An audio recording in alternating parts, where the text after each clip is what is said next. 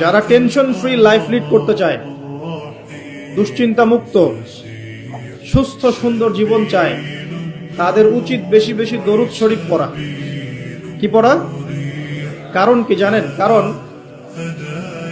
যখন আল্লাহর কোন বান্দা মুহাম্মদ সাল্লাল্লাহু আলাইহি ওয়াসাল্লামের উম্মত, মুসলিম মুমিন ব্যক্তি, সে যখন নবী সাল্লাল্লাহু আলাইহি ওয়াসাল্লামের প্রতি দরুদ এবং সালাম পেশ করে, তখন এই দরুদ এবং সালাম গুলো সংগ্রহ করার জন্য আল্লাহ রাব্বুল আলামিনের স্পেশাল কিছু ফেরেশতা আছেন। কি আছেন?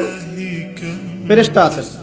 এই মালায়েকা বা সম্মানিত ফেরেশতাগণ সেই দরুদ গুলোকে সংগ্রহ করে, সালাম গুলোকে সংগ্রহ করে নবী সাল্লাল্লাহু আলাইহি ওয়াসাল্লামের রওজা বা কবরে পৌঁছে দেন এবং নবী সাল্লাল্লাহু আলাইহি ওয়াসাল্লাম এর উত্তর দিয়ে থাকেন।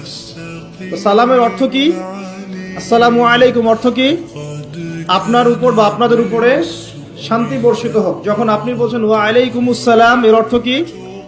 আপনার উপরেও শান্তি বর্ষিত হোক। তো নবী সাল্লাল্লাহু আলাইহি ওয়াসাল্লাম যখন কোন ব্যক্তির সালামের জবাবে সালামের উত্তর দিবেন, তখন সেই ব্যক্তির জীবনে শান্তি আসবে না?